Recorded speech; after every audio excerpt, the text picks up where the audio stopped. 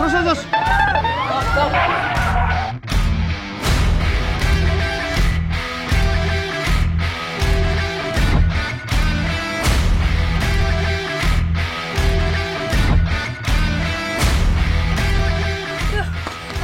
Apa sih? Oh, ada ular di rumah saya, Dul.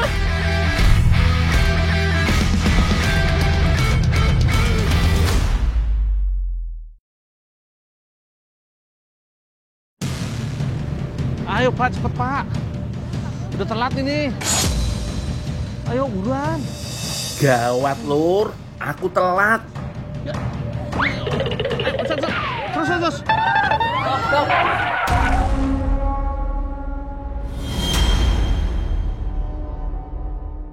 Beca nggak boleh masuk, Pak. Ini mau lomba kura-kura. Alah Pak, please Pak, ini udah mau telat nih Pak. Boleh jalan kaki. Ah, berat ini. Udah tak dorong lah, becanya tak dorong lah ya. Gak usah naikin, nggak apa-apa ya. Nggak bisa, Pak. Aduh berat ini. Aduh. Yuk, bentar ya Pak ya. Cobaan apa lagi Ki Lur? Becak nggak boleh masuk. Terus kudu ngangkut ini semua ke dalam. Apes. Berat tuh Pak.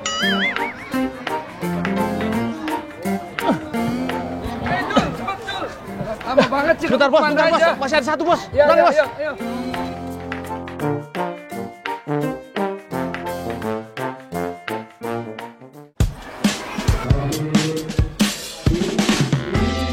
Lur, Koko Randy, juraganku ini hobi banget ikut kontes.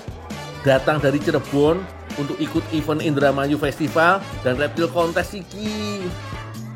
Elah, kok malah aku yang telah datang. Maafkan aku ya kok. Sekarang aku sudah siap untuk bantu-bantu. Gak usah takut. Itu memang mukanya serem, tapi nggak apa-apa, itu baik hati, ya. Gak usah takut. Ada Morgan, Onil, dan Mulia. 3 nama kura-kura jenis Aldabra yang kami konteskan hari ini. Gimana Lur? Ganteng yo? Yo jelas. Setiap hari mereka rutin dimandikan dan disiram dan disikat tempurung bagian atas, bawah, sampai ke kaki. Plus, kalau mau kontes kayak hari ini, tempurungnya dilap pakai minyak zaitun biar bersih dan mengkilap.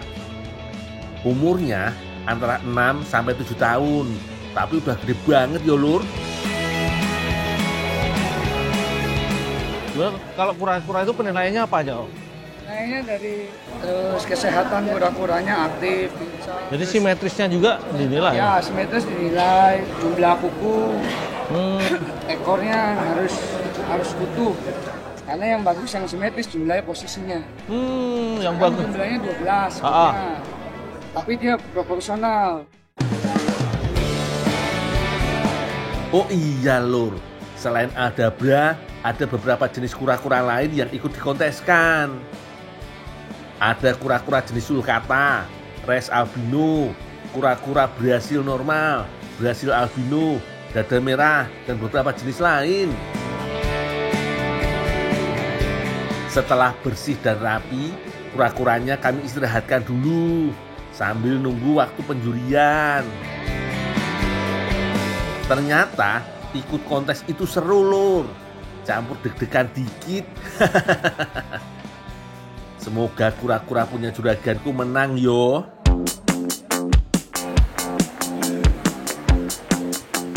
Di kelas lain sedang dilakukan penjurian. Ini kontes di kategori reptil berkaki. Ada iguana, kada, dan tokek. Penilaiannya terfokus pada kondisi fisik, kebersihan, dan anatomi, yaitu kesesuaian bentuk tubuh dan jenisnya Lur. Selain itu, menjadi poin nilai lebih juga untuk keunikan dan keindahan corak dan warna.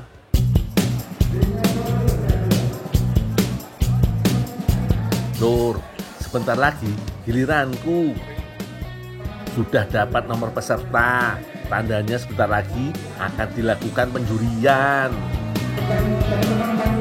Ayo Lur, saatnya bersiap. Kura-kura Aldabra ini bobotnya sekitar 30 kg dengan panjang tubuh antara 40 sampai 50 cm. Memang sedikit repot kalau harus menjaganya seorang diri. Itulah kenapa Koko Randy minta bantuanku hari ini, Lur. Selain itu, berada di antara kerumunan banyak orang sering membuat kura-kura tidak tenang dan panik. Salah satu cara menenangkannya adalah dengan menutup mata si kura-kura seperti ini, Lur. Sama seperti kategori sebelumnya, penilaian difokuskan pada bentuk tubuh, kesehatan, kebersihan, dan keunikan dari masing-masing peserta. Besar ukuran satwa juga menjadi poin plus dalam penilaian. Aku sih optimis, Lur, kura-kura punya juraganku yang juara.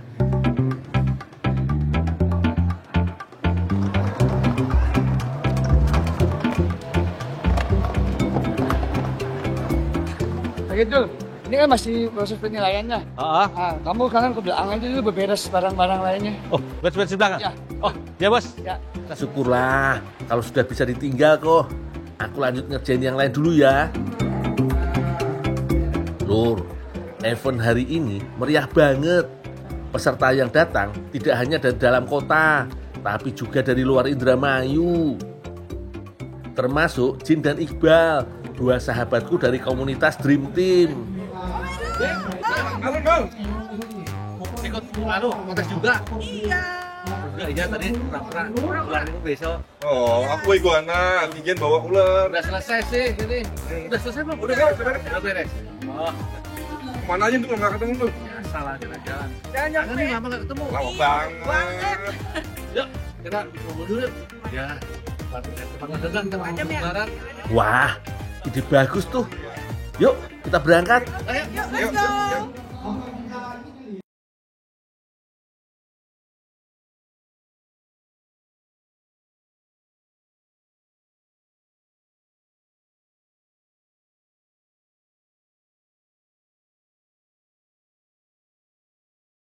Alur.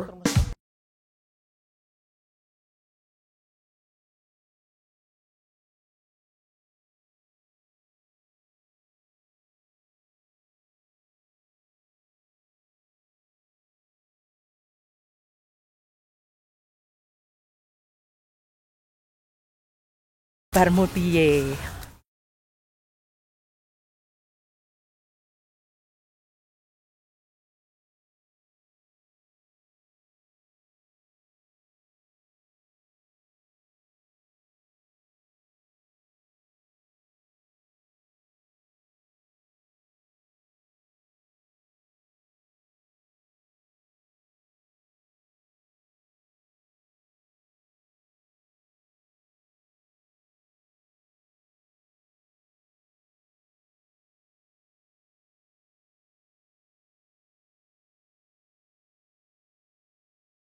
Ambil lagi aja.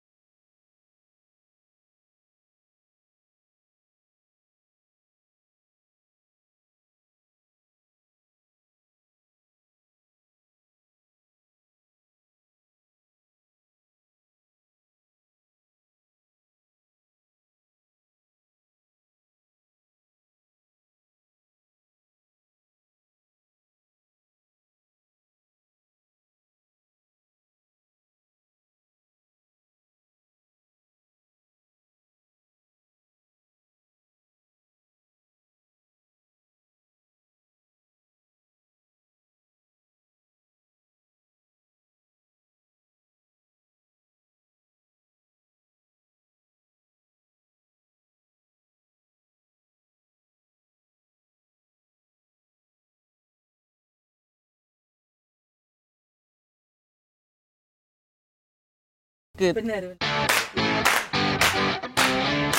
Pengalaman memasak kali ini terasa spesial, Lur. Masak bareng sekalian reunian dengan teman lama. Jadi tombol kangen, Lur. Nah, Ya Pak deh, udah pada matang belum? dikit lagi Pak deh. Dah, tinggal dulu ya, dipikir-pikir. Bakar ayam dulu. Oke. Itu aja ayammu. Tinggal gini aja. Woi. Woi. Makanya aku Banten. Mana sih Gi? Ya wes, sampai lanjut ya. Ayam sudah dibumbui. Sekarang saatnya untuk dimatangkan dengan cara dipanggang. Pastikan bara apinya menyala bagus yo. Sengaja hanya memanfaatkan bara apinya untuk membuat ayam matang merata sampai ke bagian dalam, tanpa gosong di bagian luar. Pepes daun beluntas, bahan dan bumbunya sudah komplit. Ada parutan kelapa, tomat, bumbu dapur yang sudah dipotong kecil-kecil, daun beluntas, dan daging ayam. Simpel aja lur, semua bahan dan bumbu dicampur rata, kemudian dibungkus daun pisang. Sekilas mirip dengan cara membuat botok, bedanya pepes dibuat dengan ukuran yang lebih besar. Selanjutnya, pepes dimatangkan dengan cara dipanggang. Memasak dengan cara memanggang terbukti sangat praktis lur.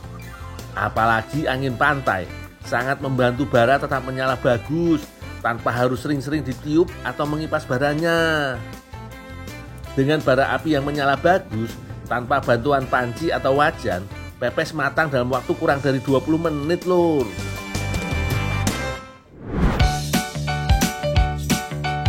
Ini dia lur, hasil kreasi makanan praktis tanpa ribet.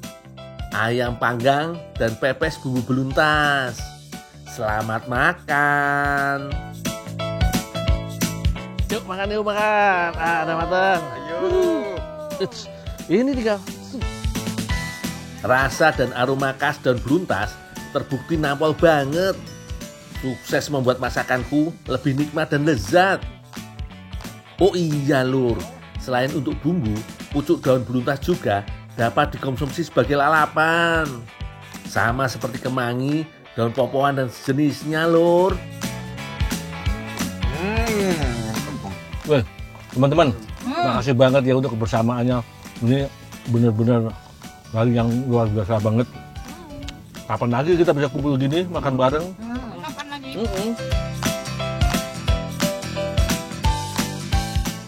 Duh, lapar Dul. Apa sih? Tuh, ada ular di rumah saya Dul. Aja masukkan ular gimana sih? Ular itu nggak takut garam, itu mitos.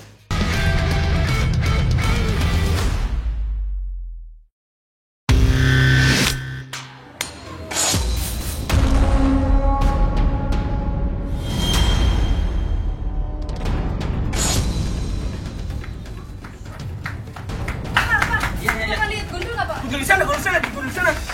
Yang di sungai itu Pak, yang di bendung itu Duh, lapar Dul. apa sih? Tuh, tolongin saya. Ada ular di rumah saya Dul. Sik. Tarik napas dulu teh. Ono opo iki teh? Heboh banget toh yo. Bikin kaget aja nih Teh Wulan lur. Wis, tenang sih. Kalau panik gini, kan aku jadi makin bingung yo lur. Ular apa? Gak tahu, pokoknya ular gede. Tolongin, takut masuk rumah. Waduh, bahaya iki kalau ular. Ya wis, ayo tak cek. Oh, ayo. Di depan takut masuk rumah. Ayo Dul. Tuh ularnya tuh. Itu. Padahal aku udah ini garam banyak-banyak. Tetap aja masukkan ular gimana sih? Ular itu nggak takut garam, itu mitos. Eman-eman iki garamnya teh. Mana ditabur seluas teras. Padahal yo buat bumbu masak aja sedep iki teh. Jadi lur, tak tekenin lagi yo. Ular itu gak takut sama garam karena mereka adalah hewan bersisik. Jadi gak ngefek kalau kena garam. Beda halnya kalau untuk hewan berlendir seperti siput atau lintah. Garam dapat membuat hewan berlendir mengalami dehidrasi dan bikin mereka menciut lur. Yaudah, tak amanin dulu. Iya, tapi ini gimana Dul? Garamnya aku mau masak, garamnya habis. Udah, nggak apa-apa. Siapin dulu bahan-bahannya. Nanti tak bantuin sekalian. Ntar aku ambilin garam ditambah garam lah. Ntar banyak temanku kerja di sana. Ya, Dadah, tak amanin dulu. ya. Ayo Dul. Ya wis lah, tak mintain garam ketambak. Kayak wae si Teh Wulan iki.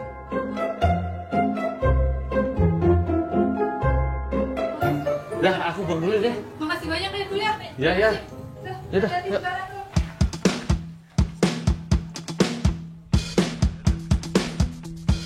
Nah, ngomong-ngomong tentang garam, kebetulan aku lagi ada di salah satu sentra produksi garam rakyat di pesisir utara Jawa Barat, tepatnya di daerah Klangkeng, Indramayu. Petambak garam di Indramayu ini masih memanfaatkan sistem pasang surut air laut dalam proses produksinya, Lur. Tanahnya sengaja dikeringkan, Lur, sampai retak-retak gini tak ratain dulu pakai alat iki, Lur.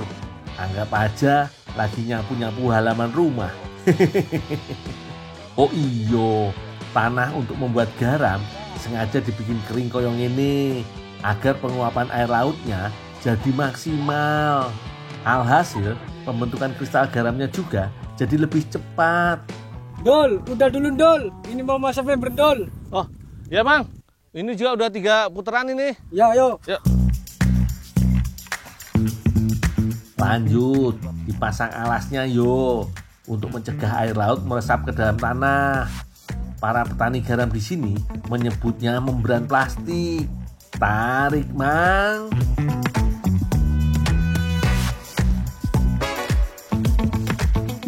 Lebar tenan iki, Lur. Pokoknya sesuai ukuran tambak.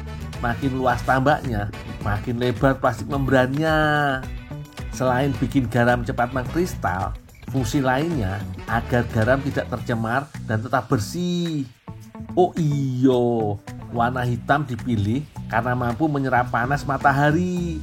Jadi semakin panas bisa makin cepat juga panennya. Modal dikit tapi kerja lebih efektif Pak. Tenang, Lur, gak akan nyampah kok, karena membran plastik ini tahan banting dan bisa dipakai berulang-ulang. Setelah semua membran plastik tertata rapi, lanjut alirkan air laut ke dalam tambak sampai terisi penuh. Kang, udah kelar ini Kang? Apalagi? Ya ini udah Dol. Ayo kita panen garam Dol. Oh, yang di sana? Iya yang di sana. Dol. Oh, yuk. Nah, iki Lur, calon cikal bakal garam yang kamu makan. Udah kelihatan kristal-kristal putihnya mulai terbentuk. Kalau sudah banyak, artinya garam siap dipanen, Lur. Supaya lebih gampang diambilnya, disapu-sapu di pinggir dulu Mang, saya bawa dulu ya. Oh iya Dol. Gundukan-gundukan garam yang sudah terkumpul di pinggiran, selanjutnya tinggal diangkut menggunakan gerobak. Gak usah bingung, garam-garam yang terbentuk secara alami kayak gini memang masih berupa butiran kasar, Lur. Rasa asinnya juga lebih kuat dan tidak mudah larut dalam air, Lur. Ya wis, tak angkut dulu Lur ke gudang. Wih, jadi petani garam itu emang tangguh kuat berpanas-panasan di terik matahari. Garam-garam iki dinamakan garam krosok, Lur. Garam krosok ini emang jadi andalan produk dari petani garam di Indramayu ini, Lur. Oh, sana. Ya. Walau bentuknya masih besar-besar dan kasar, garam krosok juga bisa digunakan untuk keperluan selain masakan, Lur. Oke Dul, gantiin ini. Gantian karungin. Oh, iya Pak. Misalnya untuk kebutuhan pengawetan ikan, pakan ternak, hingga perawatan kulit karena kandungan mineral alaminya. Kalau untuk masakan seperti garam dapur, garam krosok ini perlu diolah lebih lanjut agar memenuhi standar yang ditentukan sebagai garam konsumsi. Oh iyo, garam-garam yang dihasilkan di sini ternyata dipasarkan ke seluruh Indonesia, Lur. Mantap tenan toh. Udah Dul, cukup. Ini tuh ucapan terima kasih karena udah dibantuin buat ngarungin dan segalanya. Ini buat oleh-oleh di rumah. Garam dari sini. Ini buat saya Pak. Buat iya, monggo. Oh, ya. Wah, rezeki gak boleh ditolak ya, Lur. Makasih Pak ya. Oh iya, sama-sama. Udah, tak tinggal dulu Pak. Oke, monggo. Atur nuhun ya, Kang. Langsung aja lur, tak eksekusi. Aku sudah siapkan bahan utama, kepala ikan manyung, mantep yo. Gak lupa juga ada bumbu rempah seperti jahe, cabai rawit, gula merah, jeruk nipis dan daunnya, asam jawa, bawang merah dan putih, tomat, cabai keriting, parutan kelapa, kacang tanah, dan gak ketinggalan si garamnya ini. Lengkap kan lur? Kali ini yo aku mau bikin pecak kepala manyung kasundaan dulu. Pertama-tama bersihkan kepala ikan manyung dari sisa jeroannya. Kepala ikan manyung ini punya tekstur daging yang tebal dan kenyal, kaya akan kandungan kolagen yang baik untuk kulit dan juga mampu menyerap bumbu dengan baik lur. Aku gak sendirian lur, udah ada Teh Wulan yang ikut membantu menyangrai kacang tanah untuk bahan bumbu pecaknya. Oseng-oseng terus sampai kacang berubah semakin kecoklatan dan aromanya tercium harum yo.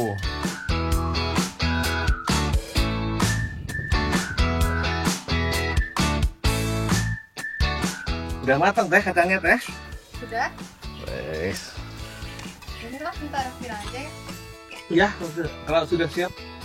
Kalian disangrai anunya, kelapanya? Wah, aku juga gak boleh tinggal diam lur.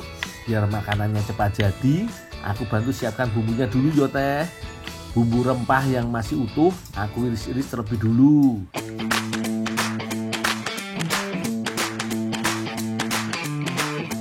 Oh iya, Teh Wulan lanjut sangrai parutan kelapanya lur.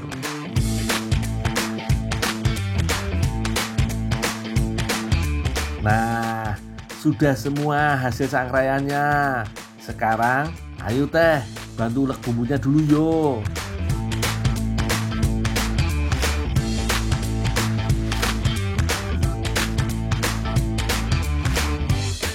Yuk, tinggal diulek yuk.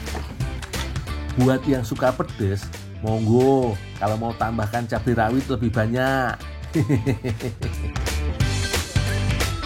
Asik, sudah jadi semua. Sekarang saatnya gantian aku yang ambil alih yo. Tinggal ngalusin kacang tanah yo teh. Yuk, nih kepalanya aku masak dulu ya. Oke. Ini taruh situ aja dulu.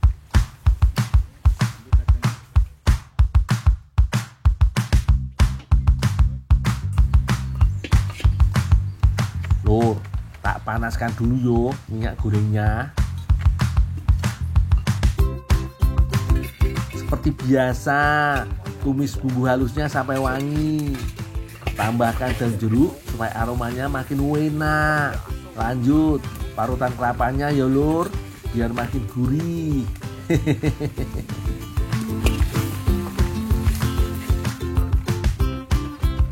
Supaya gak gosong, boleh tambahkan air secukupnya. Masukkan lagi cabai rawit dan potongan cabai keritingnya.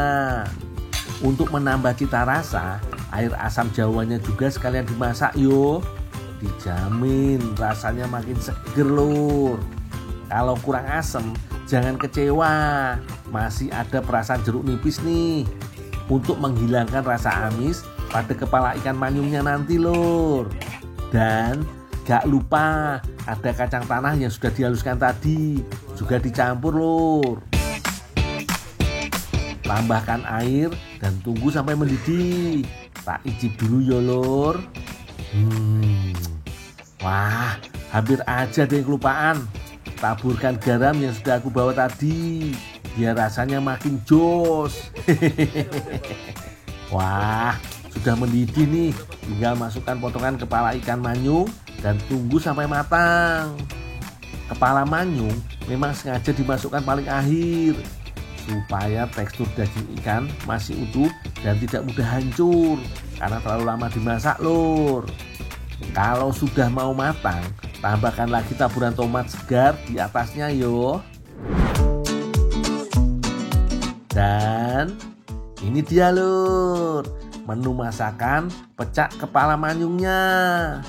Jos tenan iki.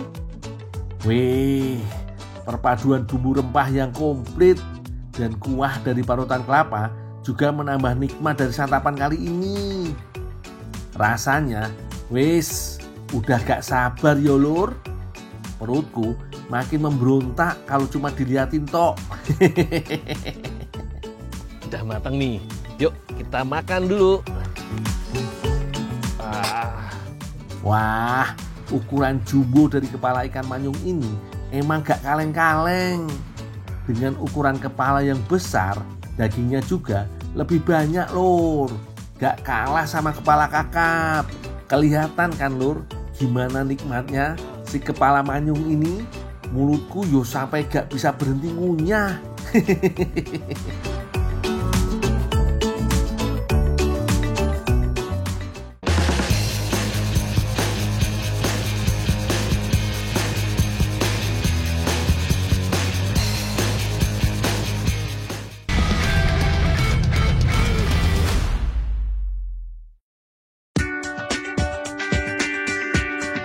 Aku masih di Yogyakarta lur.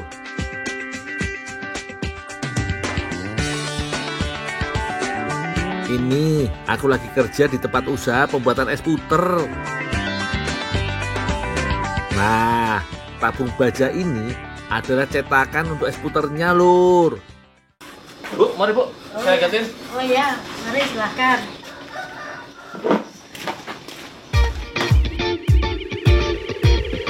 Kelapa menjadi bahan utama untuk membuat es puter. Kelapa yang dipakai adalah kelapa tua dengan kandungan santan yang banyak. Dalam sehari butuh 15 kg kelapa parut loh. Akeh yo. Koyone, kelapa dan pandan itu berjodoh dalam hal makanan.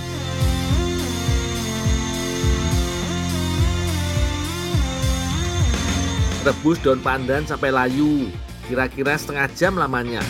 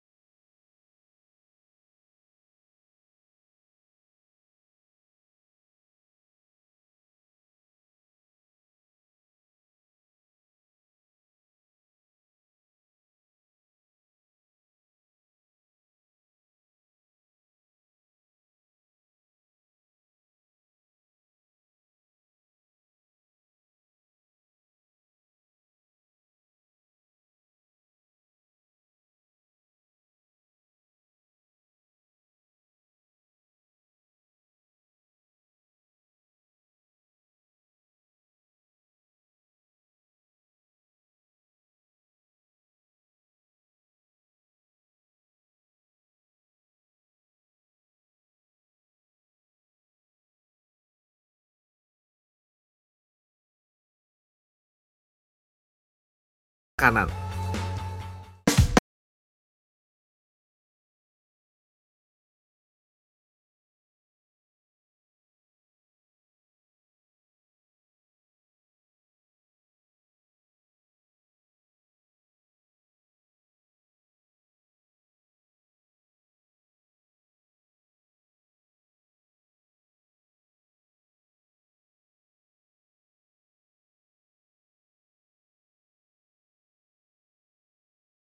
biar nggak ada bahan lain yang ikut masuk.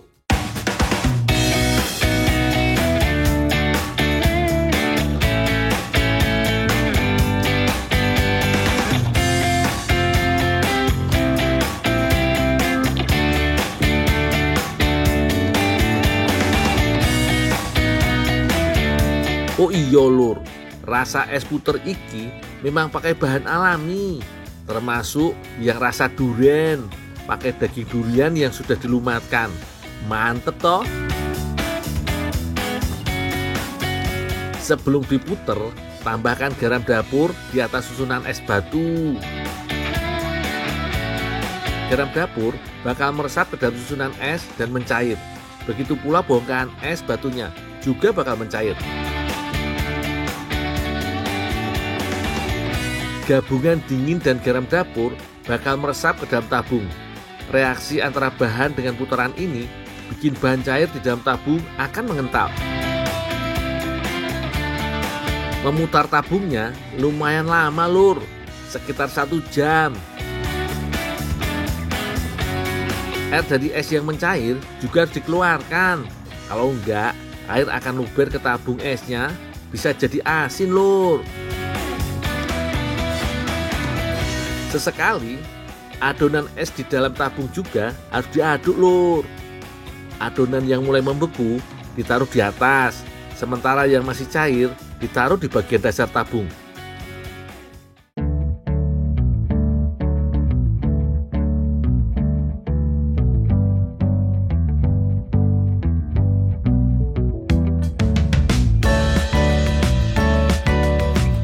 Seger banget iki.